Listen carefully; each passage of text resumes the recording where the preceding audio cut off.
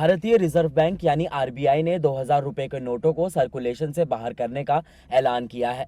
19 मई को जारी किए अपने बयान में आरबीआई ने कहा है कि ये नोट वैध रहेंगे और 30 सितंबर 2023 तक इन्हें बैंकों में जमा कराया जा सकता है।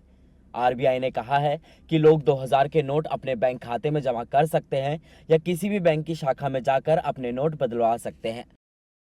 रिजर्व बैंक के आदेश के मुताबिक आप 30 सितंबर तक बैंक जाकर 2000 रुपए के नोट को 20,000 रुपए तक की मुद्रा को बदल सकेंगे।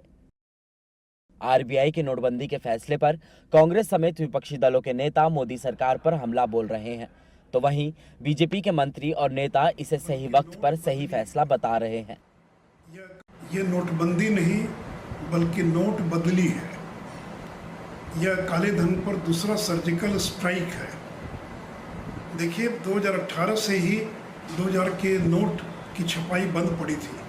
बाजार से गुलाबी नोट गायब था, कहीं दर्शन नहीं होता था। मैंने इस मामले को राज्यसभा में उठाया था कि 2000 के नोट को फेज आउट किया जाए, इसकी कोई आवश्यकता नहीं है।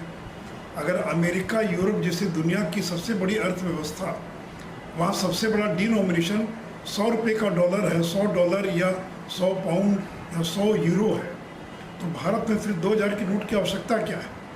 और देखिए जब नोटबंदी लागू हुई तो उस समय 500 1000 रुपये के नोट को बैन किया गया था।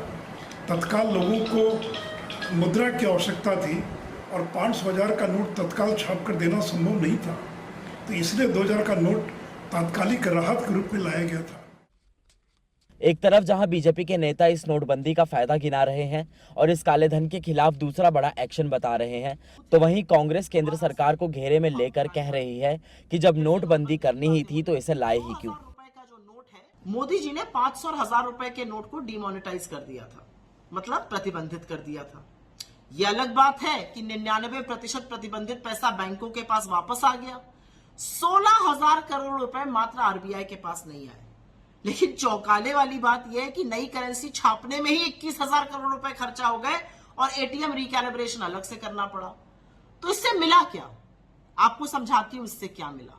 इससे मिला हमारा जीडीपी ग्रोथ रेट आधा हो गया, 8.2 से 4.1 हो गया।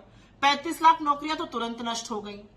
कल कारखाने, लघु मध्यम उद्योग बंद हो गए। लेकिन मोदी जी की सेहत पे कोई फर्क नहीं पड़ा। वो अलग बात है कि 7 साल से नोटबंदी का नाम नहीं लेते हैं।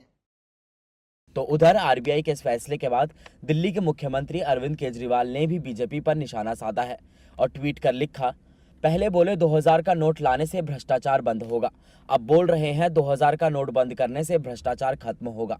इसलिए हम कहते हैं पीएम पढ़ा लिखा होना चाहिए। एक अनपढ़ पीएम को कोई भी कुछ भी बोल जाता है, उसे समझ नहीं आता है, भुगतान जनता को करना पड़ता है। आपको बता दें कि 8 नवंबर 2016 को पीएम नरेंद्र मोदी ने नोटबंदी का ऐलान किया था। इसके बाद 500 और 1000 रुपए के पुराने नोट बैन हो गए थे और इसके बदले भारतीय रिजर्व बैंक ने 500 और 2000 के नए नोट को चलन में लाया गया था। हालांकि कुछ ही साल में 2000 रुपए के नोट का सर्कुलेशन कम होता गया और ज्यादातर एटीएम से ये नोट गायब हो गए और अब रिजर्व बैंक ने 2000 के नोट को वापस लेने का ऐलान किया है। So watching the video, if you like it, please press the like button, share your views in the comment section, and please subscribe to India News TV for more such updates.